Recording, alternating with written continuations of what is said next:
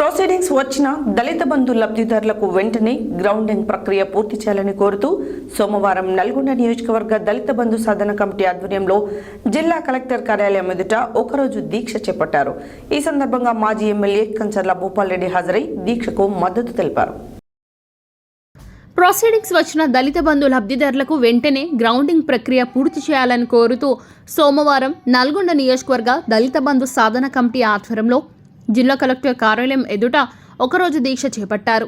ఈ సందర్భంగా మాజీ ఎమ్మెల్యే కంచర్ల భూపాల్ రెడ్డి హాజరై దీక్షకు మద్దతు తెలిపి మాట్లాడుతూ ప్రభుత్వ నిబంధనలకు అనుగుణంగా గ్రామ సభలు, వార్డు సభల ద్వారా లబ్ధిదారులను ఎంపిక చేసి డిసెంబర్ 7న లక్ష్మీ గార్డెన్స్లో జిల్లా కలెక్టర్ ఆధ్వర్యంలో సభలను నిర్వహించి ప్రతి ఒక్కరికి ప్రొసీడింగ్ అందజేయడం జరిగిందని తెలిపారు. లబ్ధిదారులకు రాష్ట్ర ప్రభుత్వం 3 లక్షల చొప్పున నిధులను కూడా విడుదల చేయడం జరిగిందని అన్నారు. ఎన్నికల కోడ్ వల్ల నిలిచిపోయిన ప్రక్రియ వెంటనే ప్రభుత్వ నిధులను విడుదల చేసి గ్రౌండ్ పూర్తి చేసి నిరుపేద దళితులను ఆదుకోవాలని కోరారు. ప్రభుత్వం గత స్కీములను రద్దు చేయాలనుకోవడం సరైన పద్ధతి కాదని, అర్హులైన పేదలకు ప్రభుత్వ పథకాలు అందించాల్సిన కనీస బాధ్యత ప్రభుత్వాలకు ఉంటుందని తెలిపారు. ఈ ప్రభుత్వం కుంటికి సాకులతో పేదల పథకాలు రద్దు చేయడం మానుకోవాలని అన్నారు. దళిత బంధు గ్రౌండింగ్ పూర్తి అయ్యే వరకు తమ సంపూర్ణ మద్దతు ఉంటుందని, ఎలాంటి పోరాటాలకైనా సిద్ధంగా ఉండాలని, తను ఎల్లప్పుడూ అందుబాటులో ఉండి ప్రజా సమస్యలపై నిలదీస్తానని అన్నారు. నల్గొండ నియోజకవర్గంలో దళిత బంధు అమలు చేయనట్లయితే తీవ్రమైన పరిణామాలు ఉంటాయని, మంత్రులు ముఖ్యమంత్రి వద్దకు వెళ్లాల్సి వస్తుందని అన్నారు. అనంతరం ఈ దీక్ష మద్దతుగా గొర్రెల, మేకలు, చేపలు మాజీ చైర్మన్ దొడ్డుమెట్ల బాలరాజు యాదవ్ మద్దతు తెలిపారు. ఈ కార్యక్రమంలో Dalit Bandhu Sadhana committee convener Paladugu Nagarjuna, committee నాయకులు బకరం శ్రీనివాస్, అడ్డంకి రవీందర్, నాయకులు భువనగిరి దేవేందర్, బకరం వెంకన్న, అభిమన్యు శ్రీనివాస్, కందుల లక్ష్మయ్య, బడుపుల శంకర్, చింత సాయిదులు, కందుల రమేష్, శ్రీకర్, విమలమ్మ, యాదమ్మ, సర్పంచులు, దళిత బంధు లబ్ధిదారులు పాల్గొన్నారు. గ్రౌండింగ్ చేయాలి, దళిత బంధును వెంటనే గ్రౌండింగ్ చేయాలి, గ్రౌండింగ్ చేయాలి, దళిత బంధును వెంటనే గ్రౌండింగ్ చేయాలి, గ్రౌండింగ్ చేయాలి, దళిత బంధును వెంటనే గ్రౌండింగ్ చేయాలి. పరిస్థితి వచ్చింది. ఫిట్నెస్ లేని బస్సులు అలా పెడితే అద్దె బస్సులు మేము ఏమైనా ఆడుకోవాలి ఆడబెట్టిండు. అయ్యా అద్దె బస్సులు మేము పెట్టుకుంటే మా బస్సులు ఇరిగిపోతా ఉన్నాయి. అద్దె బస్సులు అంటే ఒక ప్రభుత్వం కార్యక్రమాన్ని పెడితే ఆ కార్యక్రమం ఎంతమంది మహిళలు ఎక్కుతారు?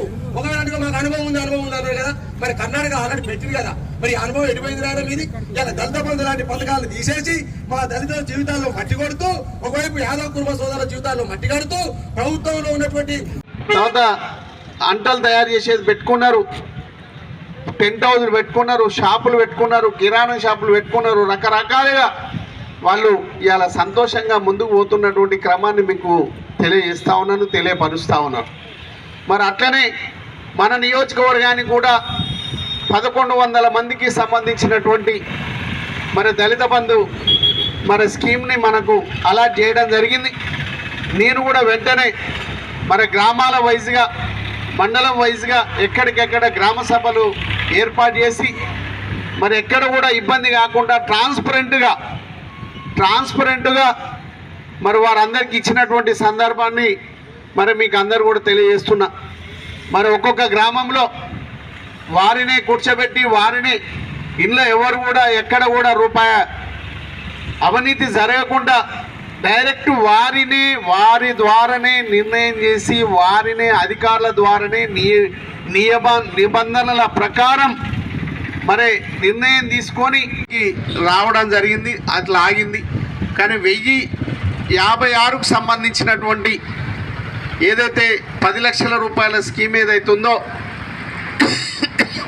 నిబంధనల ప్రకారం వారికి ప్రొసీడింగ్ కూడా ఇచ్చి వాళ్ళ అకౌంట్లలో కూడా 3 లక్షల రూపాయలు జమ అయినటువంటి సందర్భాన్ని కూడా గుర్తు చేస్తూ ఉన్నాను. ఈ నల్గొండ జిల్లాకు బడ్జెట్ కూడా అలొకేషన్ జరిగింది. వచ్చి బ్యాంకులలో డబ్బున్న తర్వాత ఇచ్చి రాష్ట్ర వ్యాప్తంగా కొన్ని లక్షల కుటుంబాలకు మరి దళిత బంధు ఇవ్వాలి, 10 లక్షల లెక్క మిటిస్తే వాళ్ళు ఒక 10 సంవత్సరాల్లో మరి ఒక ఉన్నత స్థితికి వస్తారు, అందరితో సమానం అవుతారు. వారు కూడా మరి డాక్టర్ బిఆర్ అంబేద్కర్ కలలు అన్నటువంటి సమాజాన్ని నిర్మించినట్టయితుందని ఆలోచన చేసి కల్వకుంట్ల చంద్రశేఖరరావు గారు ముఖ్యమంత్రిగా మరి ఆ నిర్ణయం తీసుకొని మరి దశల వారీగా ఇస్తూ మరి మన నియోజకవర్గానికి గతంలో 100 దళిత బంధు ఇవ్వడం జరిగింది. ఆ 100 ఇస్తే మరి ఉంటే వారు ఇస్తారేమో అని చూస్తే ఇస్తలే.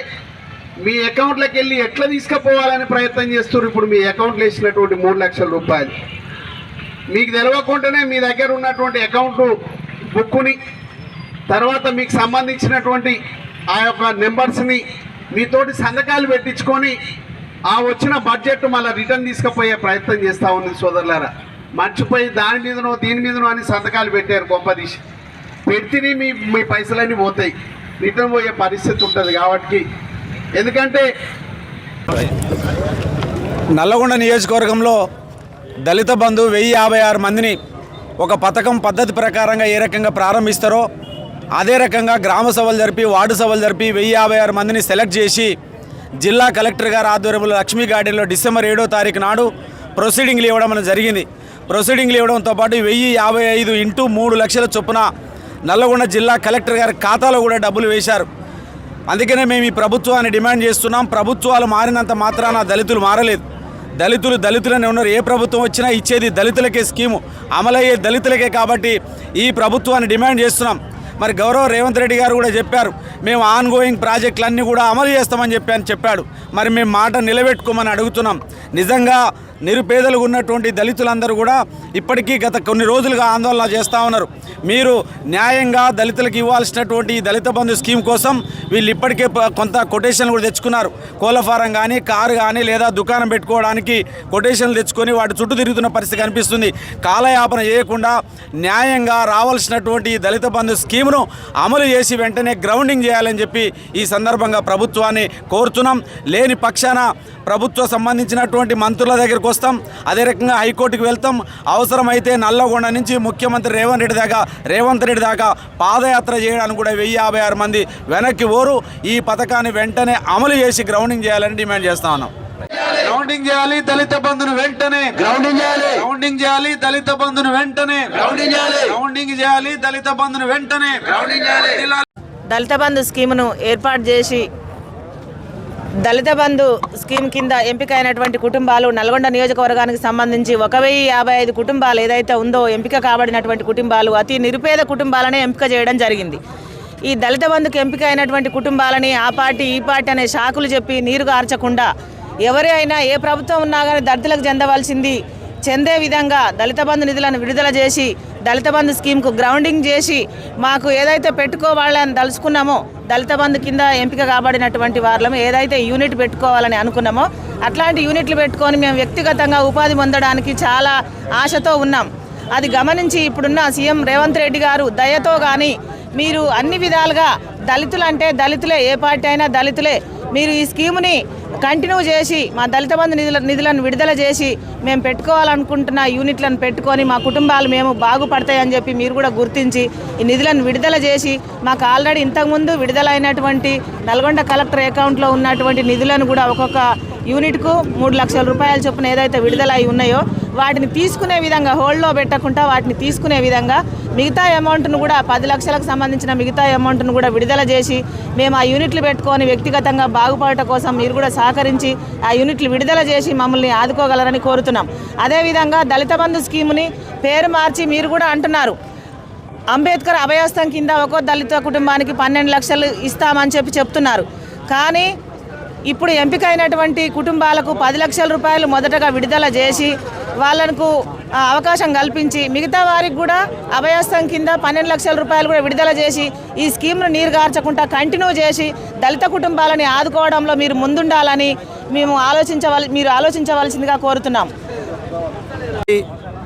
మరి నల్గొండ కలెక్టరేట్ కార్యాలయం ఎదుట దళిత బంధు సాధన కమిటీ ఆధ్వర్యంలో పాలాడు నాగార్జున గారు మిగతా మిత్ర బృందం నాయకత్వంలో జరుగుతున్నటువంటి ఏదైతే ఈ దీక్ష ఉందో ఆ దీక్షకు మరి Telangana sheep and good development corporation మాజీ చైర్మన్ మరి డాక్టర్ దూదిమెట్ట బాలాజీ యాదవ్గా వారికి సంఘీభావం తెలుపుతూ ఏదైతే మీరు పోరాటం ప్రారంభించారో ఆ పోరాటం యాదవ్ కుర్మ సోదరుల డీడీలస్ యొక్క పోరాటమే కాదు, ఇలా తెలంగాణ రాష్ట్రంలో ఉన్నటువంటి ఏదైతే పథకాలు పొంది ఆ పథకాల దురుద్దేశంతో ఇవాళ అన్ని వర్గాలకు దూరం చేస్తున్నటువంటి ప్రభుత్వం యొక్క ఏదైతే చర్య ఉందో ఆ చర్యకు వ్యతిరేకం చేస్తున్న పోరాటంగా నేను ఇలా అభినందిస్తా ఉన్నా.